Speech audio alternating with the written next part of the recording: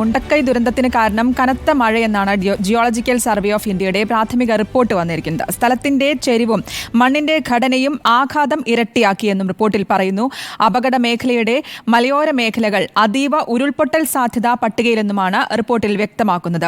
അർച്ചന രവീന്ദ്രൻ നൽകും വിശദാംശങ്ങൾ. അർച്ചന, അതായത് ഈ ദുരന്തത്തിന്റെ കാരണം അത് കനത്ത മഴയെന്നാണോ ഈ റിപ്പോർട്ടിൽ പറയുന്നത്? എന്തൊക്കെ കാരണങ്ങളാണ് അതിൽ ചൂണ്ടിക്കാണിക്കുന്നത്? റിപ്പോർട്ടിന്റെ പൂർണ്ണരൂപം എന്താണ്?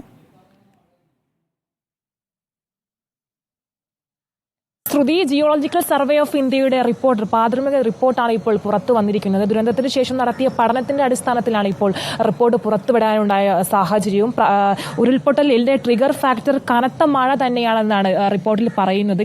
അല്ലെങ്കിൽ ഉരുൾപൊട്ടലിന് മുമ്പ് ഉള്ള ദിവസങ്ങളിലെല്ലാം അല്ലെങ്കിൽ കനത്ത മഴ ആ പ്രദേശങ്ങളിലൊക്കെയും പെയ്തിരുന്നു. ഈ ഒരു സാഹചര്യത്തിൽ തന്നെ കനത്ത മഴ തന്നെയാണ് ഇത്തരത്തിലൊരു ഉരുൾപൊട്ടൽ ഉണ്ടാവാനുള്ള ഒരു സാധ്യത എന്നാണ് ഈ റിപ്പോർട്ട് പ്രകാരം പറയുന്നതും. അതേസമയം തന്നെ പ്രാദേശിക ഘടകങ്ങൾ, അതായത് ആ ഒരു പ്രദേശത്തിന്റെ മണ്ണും ആ ഒരു പ്രദേശത്തിന്റെ ചെരുവും, അതായത് 25 കിലോ സാധാരണഗതിയിൽ നിന്നും 25 മീറ്ററിലധികം ചെരുവുള്ള ഒരു പ്രദേശമാണ്. ആ ഒരു ചെരുവും ഈ ഒരു പ്രാദേശിക ഘടകം തന്നെയാണ്. ആ ഒരു ഘടകം കൂടെയും ഇത്തരത്തിലൊരു ഉരുൾപൊട്ടൽ ഉണ്ടാവാനുള്ള ഒരു സാധ്യത കണക്കാക്കുന്നു, അല്ലെങ്കിൽ ആഘാതം കൂട്ടാനുള്ള സാധ്യത കണക്കാക്കുന്നു. അത്തരത്തിലൊരു കനത്ത മഴ അല്ലെങ്കിൽ കനത്ത മഴയും പ്രാദേശിക ഘടകങ്ങളുടെ ആഘാതവും കൂടെയാണ് ഇത്തരത്തിലൊരു ഉരുൾപൊട്ടൽ ഉണ്ടാവാനുള്ള സാധ്യതയും ഈ റിപ്പോർട്ട് പ്രകാരം പറയുന്നത്. അതേസമയം തന്നെ അപകട മേഖലയിൽ ഏകദേശം 2018 മുതൽ ഉരുൾപൊട്ടൽ സാധ്യത കണക്കാക്കുന്നുണ്ട്. 2018 മുതൽ ഒരു ഉരുൾപൊട്ടൽ ഉണ്ടാകാനുള്ള സാധ്യത തന്നെയാണ് ആ ഒരു മേഖലകളിലെല്ലാം പറയുന്നത്. 1984 ഉരുൾപൊട്ടൽ ഉണ്ടായ ഒരു മേഖലയാണ് ഈ മേപ്പാടിയിലെ വെള്ളരിമല വില്ലേജിലെ പല ഭാഗങ്ങളിലും 1984 ഉരുൾപൊട്ടൽ ഉണ്ടായിട്ടുണ്ട്. അതിനോട് ചേർന്ന് ഏതാനും ദൂരം മാറിയാണ് നിലവിൽ ഉരുൾപൊട്ടൽ ഉണ്ടായിട്ടുള്ളത്. ജിയോളജിക്കൽ സർവേ ഓഫ് ഇന്ത്യയുടെ റിപ്പോർട്ടിൽ ഇക്കാര്യങ്ങൾ ഉൾപ്പെടെ പരാമർശിച്ചിട്ടുണ്ടാകാം.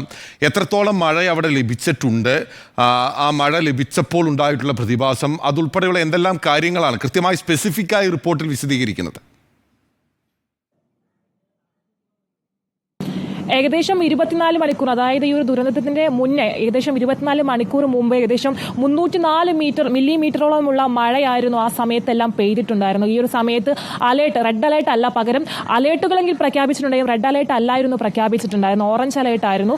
അതുകൊണ്ട് തന്നെ ആയിരുന്നു, അല്ലെങ്കിൽ ഒരു കനത്ത മഴ, ഈ ഒരു ഏകദേശം 304 മില്ലിമീറ്ററോളം ഉണ്ടായിരുന്ന കനത്ത മഴ തന്നെയാണ് ഇത്തരത്തിലൊരു ഉരുൾപൊട്ടൽ ഉണ്ടാവാനുള്ള, അല്ലെങ്കിൽ ഈ ഒരു പ്രകൃതി ആഘാതം ആ പ്രദേശങ്ങളിലൊക്കെയും സംഭവിക്കാനുള്ള കാരണമായിട്ട് തന്നെ ഈ റിപ്പോർട്ടിൽ പറയുന്നതും. അർച്ചന, അതായത് കേന്ദ്ര സർക്കാർ ഉന്നയിച്ചിരുന്ന വാദം, കേന്ദ്ര ആഭ്യന്തരമന്ത്രി തന്നെ ഉന്നയിച്ചിരുന്ന വാദം, പാർലമെന്റിൽ അറിയിച്ചിരുന്നത് അവിടെ അതിതീവ്ര മഴയ്ക്ക് റെഡ് അലേർട്ട്, ചുമന്ന അലേർട്ട് നൽകിയിരുന്നു എന്നുള്ളതാണ്. പക്ഷെ സംസ്ഥാനം പറഞ്ഞിരുന്നത് ആ അലേർട്ട് ലഭിച്ചിരുന്നില്ല എന്നുള്ളതാണ്. ഇപ്പോൾ കേന്ദ്ര സർക്കാരിന്റെ ഔദ്യോഗിക ഏജൻസി തന്നെ പറയുകയാണ് അവിടെ അതിതീവ്ര മഴയ്ക്കുള്ള മുന്നറിയിപ്പ് നൽകിയിരുന്നില്ല എന്നുള്ളത്. അങ്ങനെയല്ലേ? അതെ. കേന്ദ്ര സർക്കാരും തമ്മിൽ ചെറിയൊരു രാഷ്ട്രീയ പോര് തന്നെ ഉണ്ടായിരുന്നു. കേരള സർക്കാർ പറഞ്ഞിട്ടുണ്ടായിരുന്നു റെഡ് അലേർട്ട് ആ സമയങ്ങളിൽ ഒന്നും പ്രഖ്യാപിച്ചിട്ടുണ്ടായിരുന്നില്ല. എന്നാൽ കേന്ദ്ര സർക്കാർ പറഞ്ഞിട്ടുണ്ടായിരുന്നു റെഡ് അലേർട്ട് ആയിരുന്നു ആ സമയത്ത് പ്രഖ്യാപിച്ചിട്ടുണ്ടായിരുന്നു എന്ന കാര്യമാണ്. എന്നാൽ ഇപ്പോൾ ഈ ഈ ഒരു കേന്ദ്ര സർക്കാരിന്റെ കീഴെയുള്ള GSA റിപ്പോർട്ട് പ്രകാരം ആ സമയത്ത് ഇത്തരത്തിലുള്ള ഒരു അലേർട്ട് പ്രഖ്യാപിച്ചിട്ടുണ്ടായിരുന്നു, അല്ലെങ്കിൽ ആ ഒരു ഉരുൾപൊട്ടലിന്റെ അതിസാധ്യതാ പട്ടികയിൽ ഈ ഒരു പ്രദേശവും കൂടെ ഉൾപ്പെട്ടിട്ടുണ്ടായിരുന്നു എന്നൊരു കാര്യമാണ് ഈ റിപ്പോർട്ട് പ്രകാരവും പറയുന്നതും. ഉരുൾപൊട്ടലിന്റെ തീവ്രമായിട്ടുള്ള രൂക്ഷമായ സാധ്യതാ മേഖലയിൽ റെഡ് സോണിൽ ഉൾപ്പെട്ടിരുന്ന സ്ഥലമായിരുന്നു എന്ന കാര്യം നേരത്തെ വ്യക്തമായിരുന്നതാണ്.